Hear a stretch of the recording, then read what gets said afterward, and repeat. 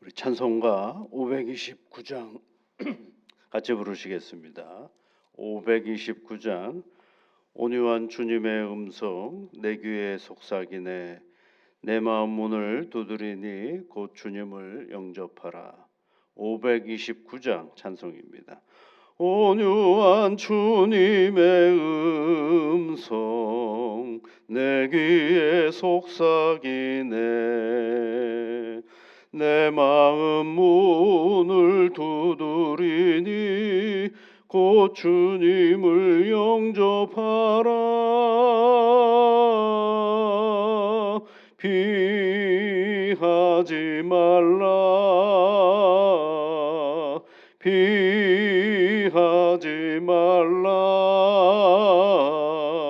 우리가 곁길로 피해도 마음속에 오시리. 심판날 당할 때 주님을 너 맞을 준비해. 마음속에 주님을 영접하라. 주 영접하라. 사랑의 주 예수 친히 이 땅에 내려오사 문 밖에 서서 기다리니 참 놀라운 사랑이라. 피하지 말라. 피하지 말라. 우리가 곁길로 피해도 마음속에 오시리. 심판날 당할 때 주님을 너 맞을 준비해. 마음속에 주님을 영접하라. 주 영접하라. 주님이 부르는 음성 널 받아 주시나니 회개한 내게 임하시어 끝까지 널 도우시네.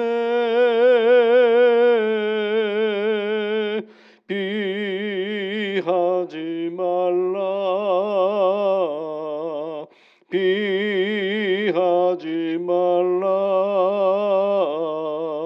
우리가 곁길로 피해도 마음속에 오시리. 심판날 당할 때 주님을 너 맞을 준비해. 마음속에 주님을 영접하라. 주 영접하라. 주님의 은혜를 보고 너 주를 영접하라. 마음 문 활짝 열어놓고 너 주님을 영접하라. 피하지 말라. 피하지 말라. 우리가 곁길로 피해도 마음속에 오시리. 심판날 당할 때 주님을 너 맞을 준비해. 마음속에 주님을 영접하라. 주 영접하라.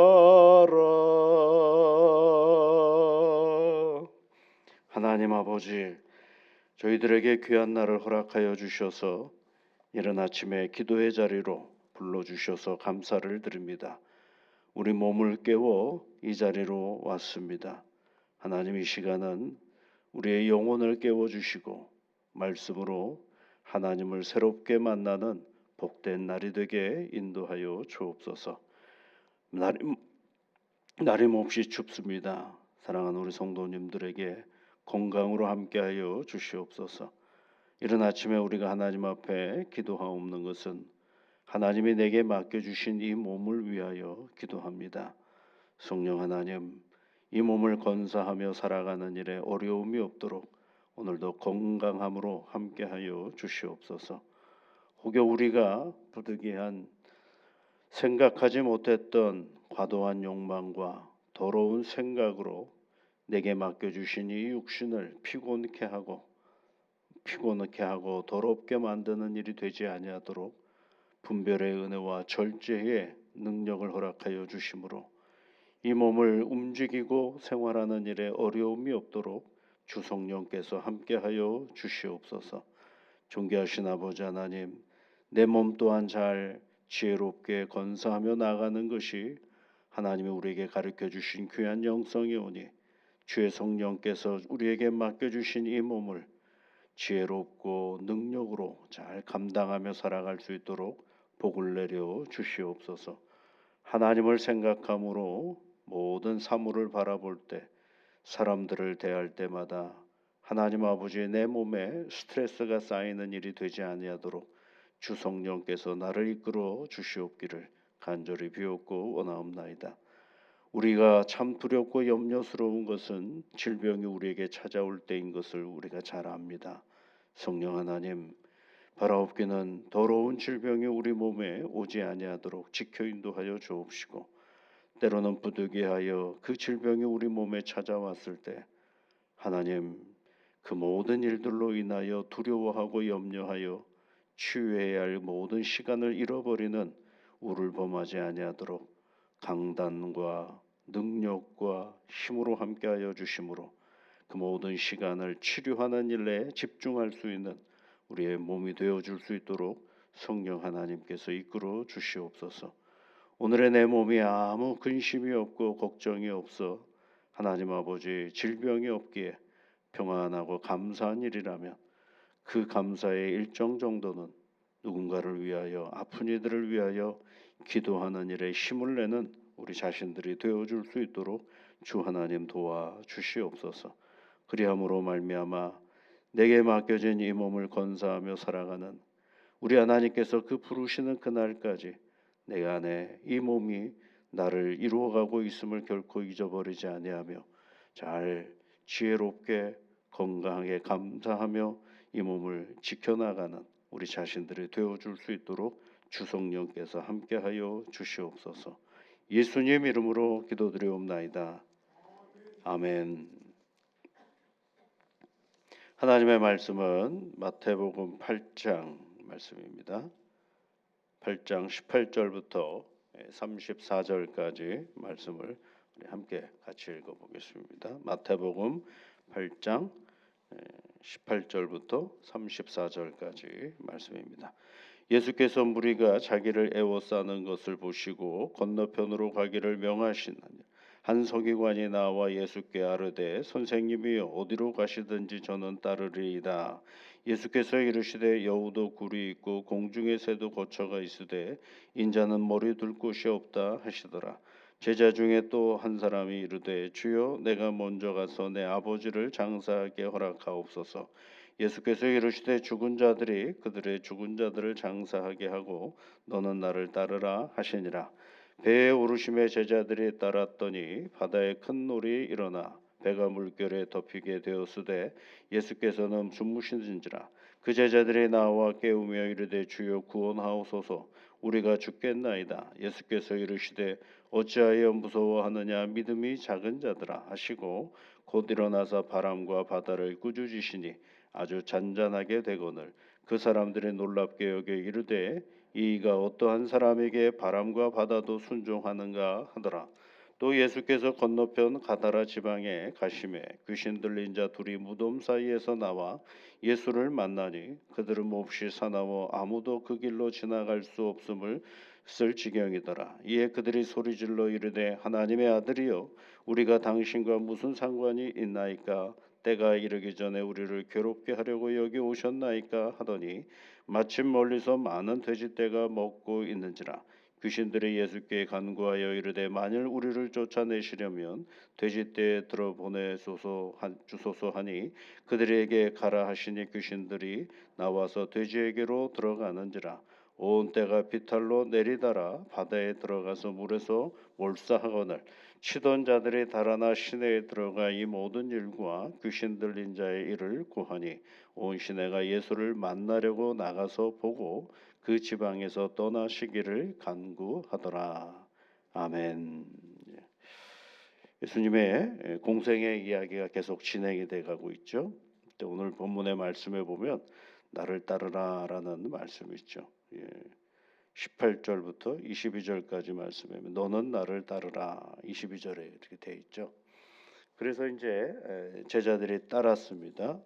23절 말씀 배에 오르심의 제자들이 따랐더니 이렇게 되어 있고, 그리고 이제 또 하나의 새로운 사건이 거기에 있죠. 귀신 들린 두 사람이 이제 고침을 받는 사건이 있고, 그 귀신들이 돼지떼로 몰려 들어가므로 돼지떼가 몰수하는 것을 보고 그 돼지떼를 치던 사람들이 시내에 들어가서 그 모든 귀신 들린 자의 일을 고하니까 사람들이 예수님을 만나러 왔어요.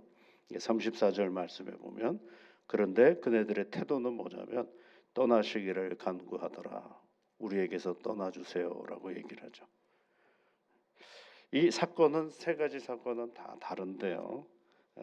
나를 따르라라는 그 한 말씀으로 한번 연결을 해보면 나를 따르라라고 얘기를 하시고 또 배에 올라 따랐고 그런데 또 어떻게 해요? 예수님을 보러 만났는데 떠나서서 이렇게 얘기를 하죠. 이 장면을 여러분 한번 베드로를 한번 생각해 보시면 좋겠어요.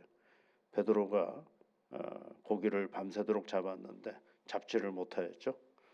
그리고 나서 이제 주님이 오셔서 그물을 다시 내리라라고 할 때 밤새서 우리가 했는데 주의 말씀을 의지하여 내가 그물을 내리겠습니다라고 얘기를 하고 그리고 고기를 잡죠. 그때 여러분 고기를 잡고 나서 베드로의 반응이 뭔지 아시죠? 나는 죄인입니다. 나를 떠나소서 이렇게 얘기하는 베드로의 모습을 보게 됩니다.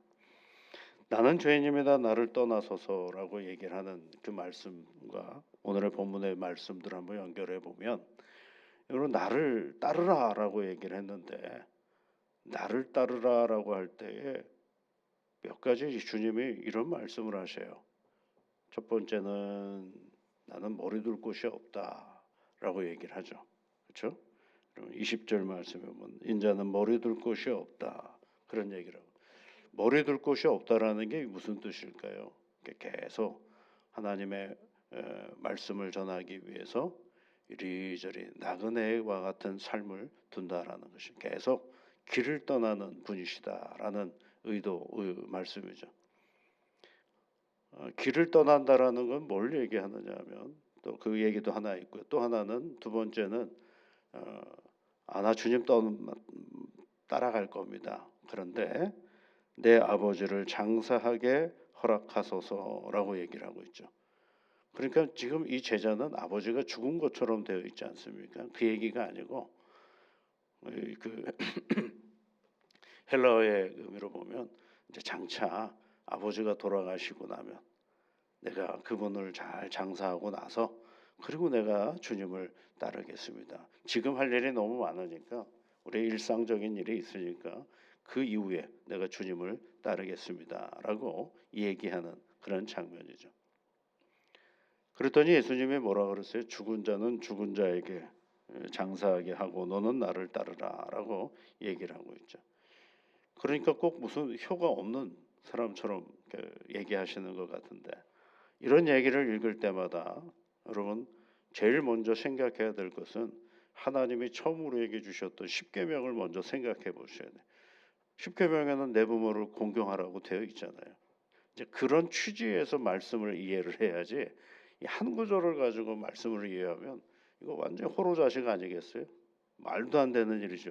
이게 어떻게 이게 이런 일이 일어날 수가 있겠어요?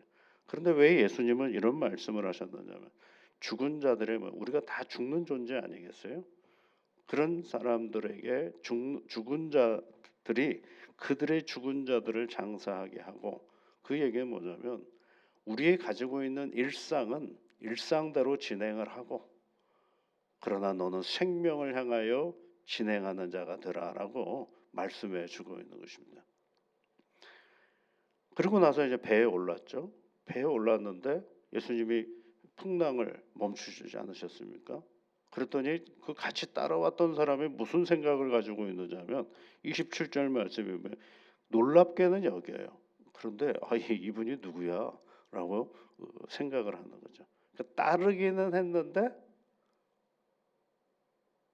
정확하게 이분이 누군지도 모르고 지금 따라가고 있는 그런 형편인 것을 얘기해 주고 있어요. 그 다음에 귀신 들린 이야기, 그 이야기 속에는 뭐예요? 귀신을 쫓아내면 귀신 들린 그 사람에게 얼마나 좋은 일입니까? 그런데 그 모든 것들을 목격하고도 날 좀 떠나주세요 라고 얘기를 하는 그런 장면이죠. 그러면 이 얘기는 뭘 우리에게 가르쳐 주려고 하느냐?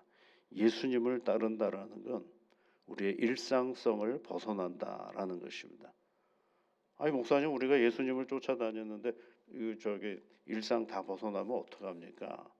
그럴 때 이 주님이 해주시는 말씀은 다른 것이 아니라 있는 자리를 떠나라라는 것이 아니라 더 중요한 것은 우리가 그동안 생각했던 생각의 틀을 깨버려라 그런 말씀인 것이죠.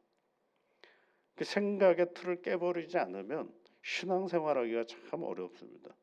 왜냐하면 내가 그동안에 살아왔던 생각의 틀이 있잖아요. 그런데 예수님을 믿으면 늘 뭐하고 부딪히느냐 하면 예수님의 말씀과 늘 부딪혀요. 우리의 일상성 속에서는 원수를 사랑하기보다는 그를 대적할 수 없으면 피하는 것이 좋고 속으로 미워하는 것도 괜찮고 그를 때로는 힘이 강하면 들이받아버리는 것도 우리가 가지고 있는 가장 암암리에 떠오르는 일상성 아닌가요? 그런데 주님은 뭐라고 말씀하셨느냐? 사랑하라라고 말씀하죠. 그러니까 이 일상의 틀을 깬다라는 건 그걸 버린다는 게 아니고 그보다 한 걸음 더 나가라는 얘기거든요. 그게 신앙의 자리거든요. 우리가 가지고 있는 일상성을 깬다라는 얘기는 그 틀을 버리고 다른 삶을 산다라는 것이 아니라 그 일상이 가지고 있는 틀의 세계 속에 밖으로 나가라는 그런 말씀이거든요.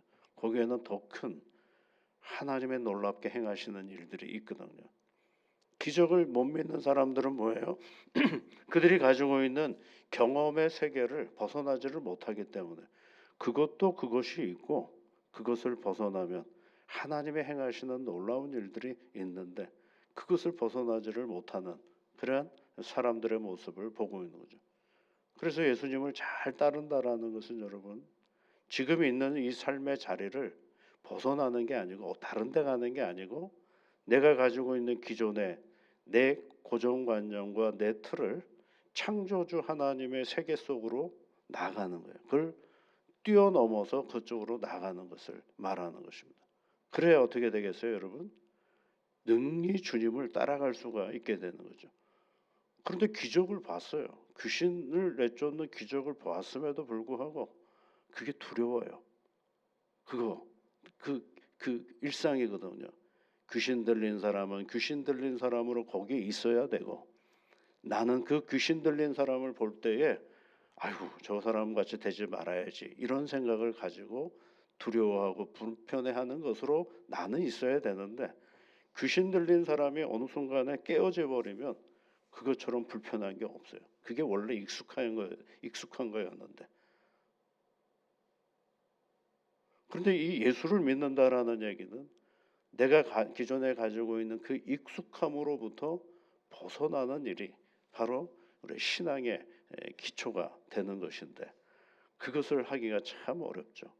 그래서 여러분 마태, 마가, 누가, 요한복음에 나타나는 제자들의 모습을 가만히 보세요. 그 제자들은 예수님을 만나서 성공한 사람들이 아니라 다 실패한 사람들이에요. 예수님과 함께 하면 할수록 불편했거든요. 처음에 그네들은 예수님과 함께 가면 저분을 통해서 내가 뭔가 새로운 것들, 지금의 이 기존의 틀로부터 벗어나는 무언가를 내가 경험할 수 있을 것이다 라고 생각하고 주님을 그물도 버리고 배도 버리고 아버지도 버리고 떠났는데, 주님은 늘 새로운 일들을 계속 행하시는데 그것을 볼 때마다 제일 불편했던 사람들이 누구냐면 제자들이었어요. 그러니까 뭐예요, 여러분? 가다가 보면 누군가가 예수님께로 가까이 오면 못 오게 하는 일들을 누가 해요? 제자들이 하고. 어린아이를 위해서 기도해달라고 부모가 데리고 오면 막는 사람은 누구예요? 제자들이 하고. 12년 동안 혈루병에 걸쳐서 고생하는 한 여인이 예수님의 옷자락만 만져도 나을 것 같다라고 생각할 때 그를 막아선 사람들이 누구예요? 제자들이고. 소리지어 예수님이여 예수님이여 나를 고쳐주소서라고 소리 지르는 사람에게 조용하라고 했던 사람이 누구예요? 예수 제자들이에요. 그러니까 예수님을 쫓아다니면서 그네들은 뭘 벗어서 버려야 되느냐, 자기들의 가장 일상성을 벗어버렸어야 되는데 그 사고의 틀을 벗어버리지를 못하니까 주님과 함께하면 할수록 뭐가 되는 거예요? 굉장히 불편한 거죠. 그래서 누가 예수님이 십자가에 못 박히시러 가실 때도, 잡혀가실 때도 베드로 같은 사람은 어때요? 가까이 가지도 못하고 도망가지도 못하고 어정쩡한 거리에서 눈치 보면서 있다가 결국은 예수 믿는 사람이라는 걸 들키니까 어떻게 해요? 자기의 그 일상성을 벗어버리지를 못하니까 생각하지 못했던 예수를 저주하는 사람이 돼버리고 말았잖아요. 그건 뭐예요? 자기의 기본 틀이 있거든요. 그 틀로 누구를 계속 쫓아가느냐 하면 예수를 쫓아가는 거예요. 그러니까 벗어나지를 못하는 거죠. 사랑하는 성도 여러분, 우리는 예수님을 쫓는다라고 용기 있게 말할 수 있는 사람이고자 한다면 내가 그동안에 가지고 있던 그 일상이 늘 깨질 수 있다라는 사실을 염두에 두셔야 됩니다. 주님은 언제나 나를 그렇게 바꿔가시는 사람이거든요. 주님이시거든요. 그러니까 예수님을 우리가 잘 따라간다라는 건 내게 가지고 있는 이 고정된 어떤 사유의 패턴들을 주님은 여지없이 깨버리신다라는 사실을 우리가 늘 알아야 됩니다. 아브라함을 부를 때 아브라함아 내가 너에게 이런 사명을 줄 거다 이렇게 부르지 않으셨어요. 아브라함을 부를 때 내 친척 본토 아버지 집을 떠나라고만 얘기하셨죠. 왜요? 그게 그의 기본 틀이었거든요. 그걸 떠나라. 그리고 나서 하나님이 하신 말씀이 뭐예요? 너는 복이 될지라 라고 말씀을 하셨죠. 그 틀을 벗어나기 시작할 때 거기서 하나님이 첫 번째 해주신 말씀이 뭐예요? 너는 복이다 라고 말씀을 하셨어요. 사랑하는 성도 여러분, 그렇다고 우리 이렇게 생활하는 일상을 벗어나라는 게 아니고 뭘 벗어나라는 거예요? 우리가 가지고 있는 기본 사고의 틀, 이것들을 과감하게 주님의 말씀 앞에 내려놓으시면 주님이 펼쳐놓으신 그 사유의 틀 속으로 우리가 들어가기 시작하면 하나님이 행하시는 놀라운 일들을 그래서 보게 되고 알게 되는 거. 어디서요? 오늘이라는 일상의 자리 속에서. 그래서 오늘의 일상은 가장 신비로운 일이 되도록 만들어주시는 분이 바로 하나님이시에요. 그 하나님의 신비를 만나는 이 새로운 새 하루가 되시기를 주의 이름으로 축복드립니다. 같이 기도하겠습니다. 하늘에 계신 우리 아버지, 아버지의 이름을 거룩하게 하시며 아버지의 나라가 오게 하시며 아버지의 뜻이 하늘에서와 같이 땅에서도 이루어지게 하소서. 오늘 우리에게 일용할 양식을 주시고 우리가 우리에게 잘못한 사람을 용서하여 준 것 같이 우리 죄를 용서하여 주시고 우리를 시험에 빠지지 않게 하시고 악에서 구하소서. 나라와 권능과 영광이 영원히 아버지의 것입니다. 아멘.